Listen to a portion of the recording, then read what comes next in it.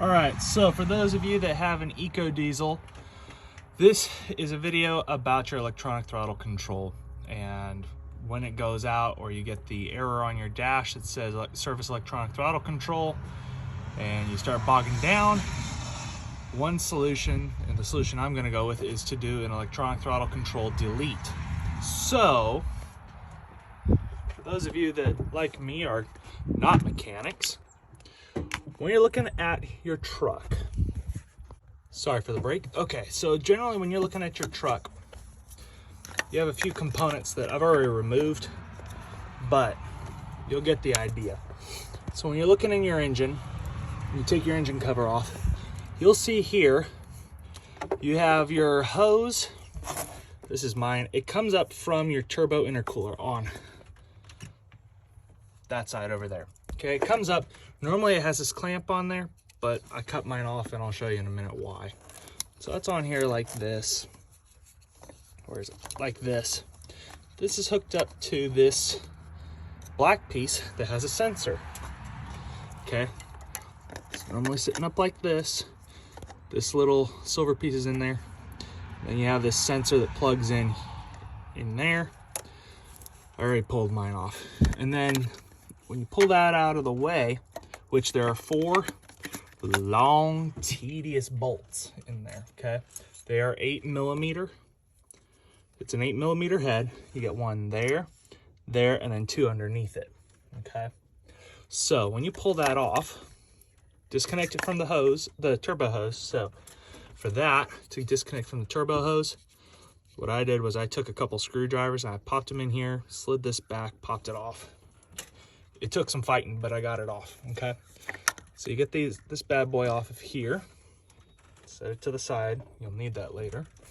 So this fun silver piece is your electronic throttle control. Where'd my screwdriver go? Okay, this is your electronic throttle control, okay? So in theory, it's supposed to open and close. Mine is not opening and closing like under power. So I decided that I'm going to delete it, and here's why. So I was talking to my tuning company, Sofa King Tune. Holla. Use discount code RAMBAM, RAMBAM, $100 off the all-in-one tuner. Okay, small plug. All right, so the way it was explained to me by the tuning company is that with this truck, you're actually not controlling your throttle with your electronic throttle control. It's being controlled by the VGT turbo, okay, or the VGT, okay? So that is what's giving you your actual flow. So for example, what happened with me was pulled out of my driveway onto a busy road, and I lost all boost and the electronic throttle control light came on. So essentially that thing was stuck open, which threw a code in the truck, and it told the truck throttle's open, it's stuck open, and it's staying like that. So then the truck it shut the turbo off so that I wasn't gaining boost. So what was happening is it was basically a naturally aspirated truck. There was no boost, love, no turbo action, nothing like that. So the tuning company is sending me, and it should be here tomorrow, a tuning file that is going to delete that electronic throttle control. Now, in theory, I can leave it in there. However, what I don't want to happen is for it to suddenly decide it's going to work, or it's suddenly going to unstick itself and shut. Then that's going to be an issue, be in the same boat. No air to the engine, intake manifold, all that fun stuff. So one option, basically in these, what was explained to me, is that the electronic throttle control is a safety cutoff, an air safety cutoff. So if you're driving through a methane field for some reason, shuts off, okay? So that you don't go boom, boom. But for those of us that don't drive through methane fields, I'm getting rid of it. So the tune code is going to tell the truck to ignore the electronic throttle codes that may come up, okay? Now, you can go online and you can buy a spacer that basically goes in place of where that electronic throttle control sits. It's essentially a piece of aluminum that is like between 1 7/16 and 1.5 inches thick, okay? somewhere in there. Now the reason for that spacer is a couple different reasons. One, that you would put the spacer in there is one, the bolts. Let me grab a bolt. Okay, these bolts are long. They go through that black sensor piece I was talking about, through the electronic throttle control, and then they bolt into the piece that's behind the electronic throttle control. So your bolts are going to be too long, and it's not going to hold everything together, because when everything's disconnected, my truck just shut itself off. Okay, good Lord, I need a haircut. Anyway, so that's reason number one for the spacer. Number two, if you don't have that spacer on there, your turbo or the air hose that comes, or air line that comes from the intercooler to the sensor, black sensor piece, to your black sensor piece, will not reach. Okay, it's either going to be kinked, or it's going to have a weird bend, sit on something that it ought not be sitting on. So you can buy that spacer piece for between $130, I think was the lowest price I saw, plus shipping, and $200, depending on where you get it from. However, I'm a bit redneck, and I did not want to pay that, so I kind of started looking at it. I came up with my own solution.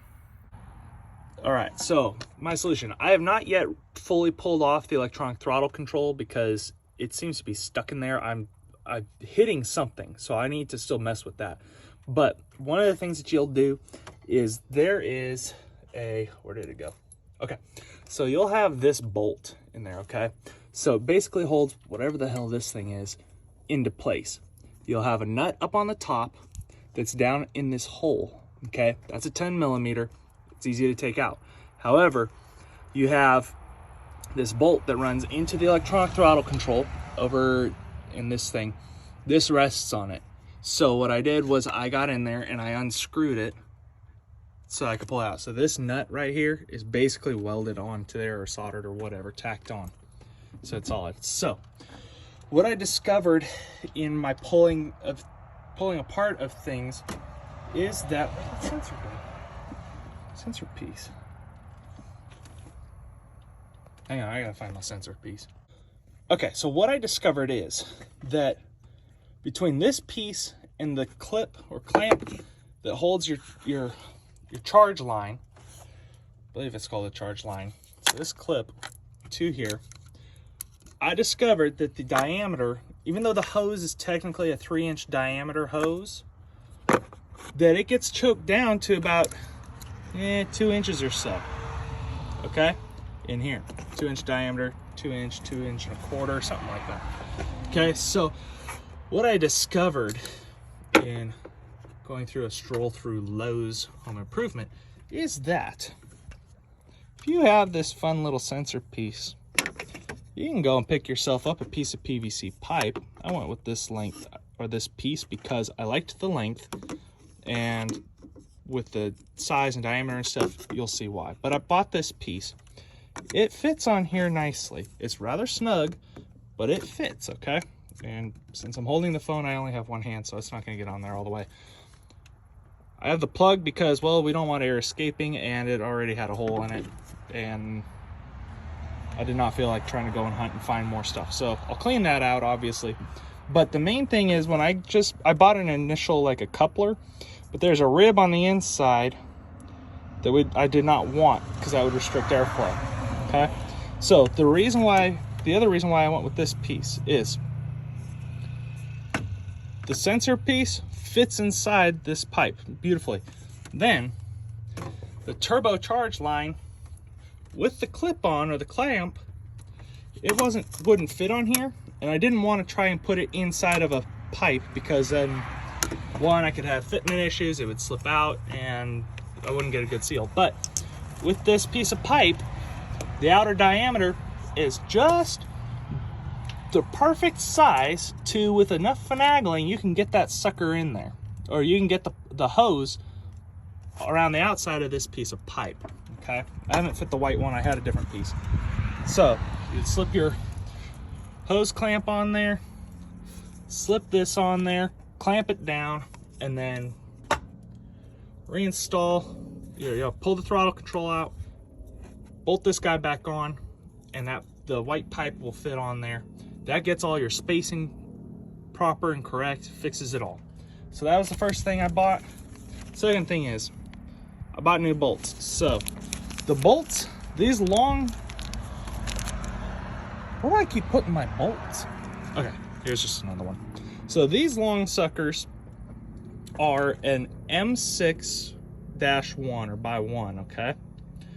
So what I did was I got bolts from Lowe's for like a buck and change that are shorter, okay? They're short enough that they will fit through the sensor holes and then through the, I guess it's the intake manifold back there. So basically short enough to where you're subtracting the width of your electronic throttle control from the length of the bolt, okay? So I'm gonna work on getting that electronic throttle control out, and then I'm gonna start piecing it all back together, and I'll come back for that. All right, so finally got it out after like 3 or 4 hours. So to be able to get it out, I had to remove the line that goes from the turbo way back there. Carries it to the intercooler, which is this bad boy. I'm actually gonna get rid of this because it's just a baffle. But I had to pull that off so I could get this piece of foam off. Couldn't undo the clip, so I had to take out my air box so I could move the stupid air intake line. Okay, let me get on my ladder here. So once I moved the foam, I could remove this fuel, whatever this is. It's a 19 millimeter, so I can move it over out of the way over a little bit, unclipped this electrical connection, and I had to fight and pull and pretty near yank it out. Finally got it out, but there it is. Now it's time to put all this stuff back together.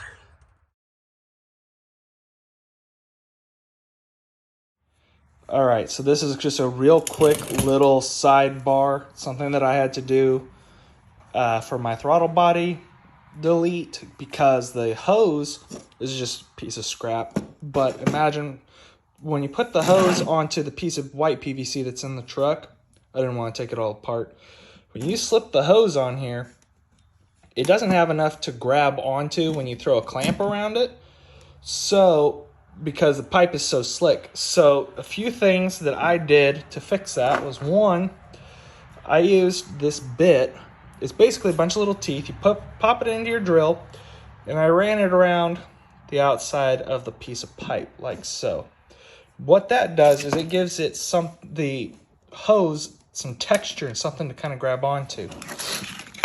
I also have sandpaper. This is 60, so I sanded it down, and I don't know where my tripod is, but anyway, sand it down to about yay, you know.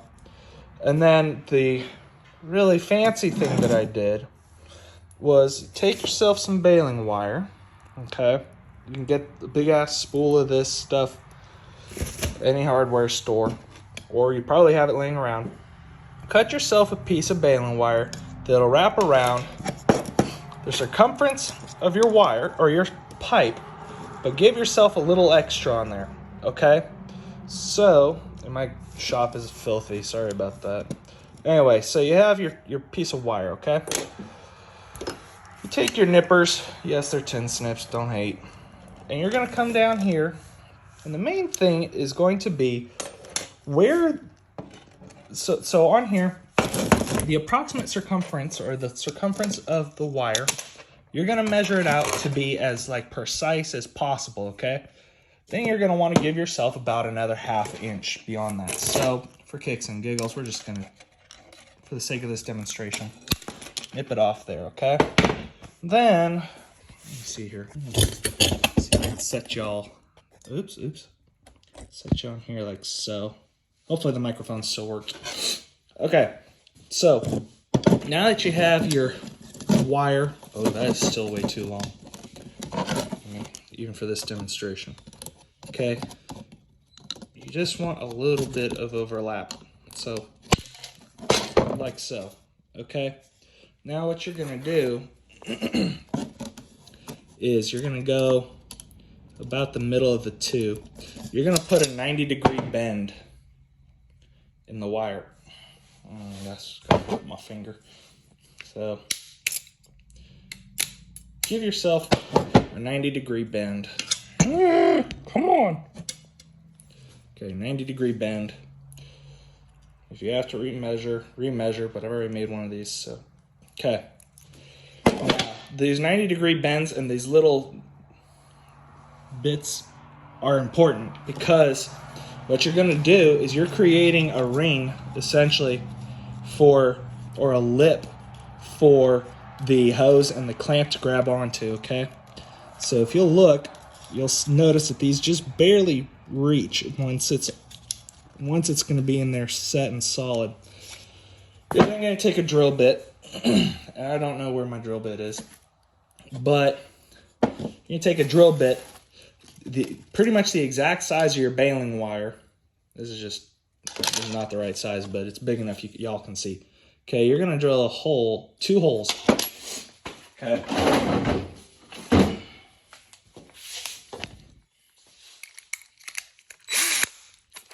Okay, so you're going to drill 2 holes. Okay, right next to each other. Okay? This is crucial, okay? So once you have your holes right next to each other, it doesn't have to be like millimeters. Don't worry about just get them as close together as you can, okay? You're going to make sure that your wire ends fit in there as snug as you can get it. So what you could also do is, what is probably your best bet, is bend one end of the wire, bring it and wrap it around. And this should be real, pretty dang snug in here, okay? Maybe, like whatever, like so. So then, oh no, you're on my, sorry, y'all are on my blowtorch, okay? So then you're gonna take, hopefully this angle's good for y'all. You're gonna take your ring off, okay? You're gonna grab it with some pliers. Okay. Actually, when you drill your holes, try to make them a teeny bit smaller than the wire's diameter, okay? Can y'all see that? Yeah, okay. So then what you're going to end up doing is superheating your wire. The whole sucker should be like red, glowing red hot. Once it's glowing red hot, you're going to take...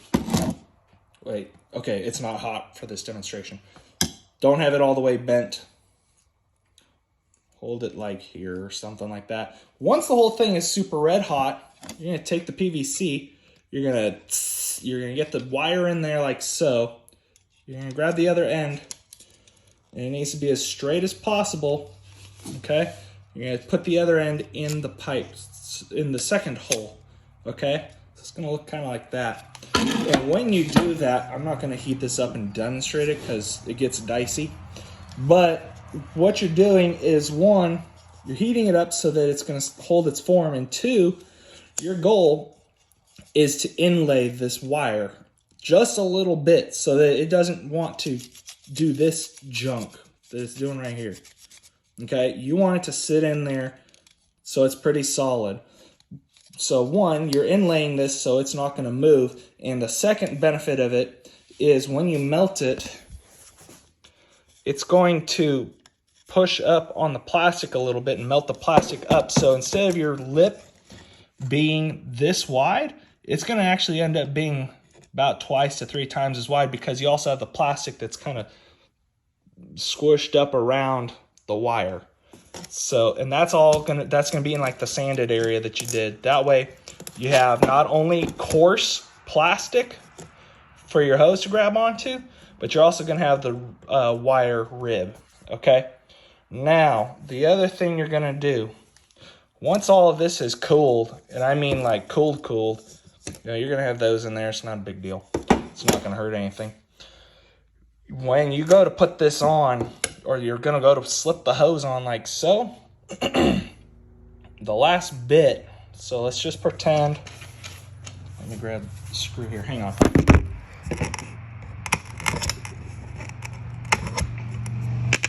Okay, so this scratch, okay? So let's say that that's how far the hose is going to go up, okay? Run over to Walmart, get you some super glue. Get yourself a whole new bottle so that you have a ton of it. You're going to cover this son of a gun in super glue like nobody's business. And when they say, oh, you know, just a little dab here and there, no, this sucker should be practically dripping with super glue, okay? And you're going to cram the hose on up as far as you possibly can. Now, the reason super glue is, I did research up the yin yang, and super glue, I have it around here somewhere, wherever it is in here. But the super glue is apparently the only adhesive that you can safely bond plastic and rubber, especially when you don't know the exact chemical compound or the makeup of the pipe and the hose. So I don't know what they are. I'm a counselor. I'm not a anything mechanical. So tons of super glue. You're going to want to cram that on there as fast as humanly possible because it sets instantly, okay? And it's going to be tough to get that sucker on there, but you're going to want to get it up past your metal rib. And when you apply your clamp, okay, your hose comes on like so. You're going to make sure that your clamp is up above the metal rib and holding on to there, okay? Now, the other thing, and if you look at pictures of my setup, you'll notice I have a couple drywall screws, okay? And this is gonna sound stupid, but once this is on that throttle or that sensor housing, so you have your pipe, you have your hose, your pipe, your spacer pipe, then you're gonna have a sensor that goes onto the throttle, or I guess it's the intake manifold. Your sensor's on there. You cram this sucker onto that sensor housing, okay? You're going to take a couple drywall screws, and at the angles, just get them down as opposite as you can. But you're going to drill in through the PVC pipe and make sure that you're into that sensor housing that this slips onto. Because if not, the pressure is going to pop, blow it off. So that is like, in setup, that is the most crucial thing that you can do. I've had my truck up to about 90, 95, and I've had no issues with that. I've had no blow off with the setup I just walked you through. All right, so I have my little makeshift spacer in. Oh, jammed it onto the sensor piece or sensor housing. And I'm at this point, everything seems to fit nicely. I am going to now bolt it all together. So the bolts that I got, these were the bolts I got. So you can go to Lowe's and pick them up. However, this 25, I'd maybe go with like a 20 because the 25s are a little bit too long. So I'm actually going to be using some washers, the spacers. Where'd I put them? Oh, there they are. So this is what the bolt looks like, and it's ever so slightly too long. So I actually had some washers at home in my garage. So I'm going to be using that just to give it a little bit of space, and it does fit. So, also the stock bolt heads are 8mm. I believe these are 10. I could tell. Oh, here's a 10mm. Let's see here. Yeah, so it's a 10mm. So yeah, now it's time to just bolt it back in, and then I'll put the engine and everything back together. All right, so I got the truck all put back together. Okay, so this is what the finished product looks like. The camera's kind of distorting it a little bit, but the 4 bolts, you got one there, one under there, and then you got that guy, and there's one down there. I will just warn you, they are an absolute pain, but once they're on, they're good to go. Just a little pro tip for you guys, one of those trial and errors. So when I put all this together and then I started bolting it up and I was having issues, and then I decided, why don't I just pop the spacer off? So I just popped it off and it was easier to get to the bolts. So I'm gonna do a test fitment, pop it apart, and you just take the pipe off the sensor mount bracket thing, and that'll make it a little bit easier. But I did fire the truck up and it started and it stayed on, which is a victory. But I don't have my tune yet for it, for the delete. So in theory that's coming Monday, tomorrow. And hopefully that will fix it. If not, I'm gonna have to get in there. I'll have to get another throttle body, plug it in down there, and then that way it'll clear out the code, and then I should be good to go. I'll return or I'll just get rid of the working throttle body. So anyway, so I will finish recording this video once I get the tune and once this truck is back to 100% running, and that's when I'll post it. So I guess you can ignore all the time references I made.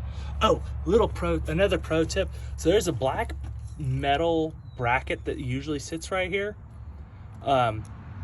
If you decide to do this delete like I did, get rid of that sucker before you start putting this all back together. It is a major pain, and all it is doing is holding a couple wiring harnesses, which the wires are so short that you don't need it. So yeah, get rid of that little metal plate. It's black, it's got a hole. But anyway, yeah, so hope this helps somebody. I didn't see any other videos really on YouTube of doing this kind of a delete, or any delete for that matter, for the EcoDiesel. So I'm hoping that this helps some folks. All right, so it's taken a couple days to get the tune file. However, Sofa King hooked me up, got the tune file. Let's just say that Shady's back, because this bad boy, she works. The one thing that I did need to do to fix it is, initially I turned the truck on, let it warm up a little bit, and I revved it a couple times, and the PVC pipe did pop off. So I had a couple small little itty bitty screws that I just screwed through the PVC and into that sensor holder thing. That's holding it on there. So I screwed those in, got back in, fired the truck back up, revved it up a few times, no pops or anything. So I'd say that she's good to go. The code's all cleared out. I have my boost back, my turbo back. I think it may just be time for a little run to the store to test it out. So thank you everybody for joining me on this little adventure. I'm hoping that this helps some people. This was a pain in the butt of a project and a horrible experience, in that you never want your truck to lose boost, and you never want that issue, and nobody likes check engine lights and stuff on their hoods or their dash. So hopefully this helps some of y'all. I'm going inside, I'm getting cold.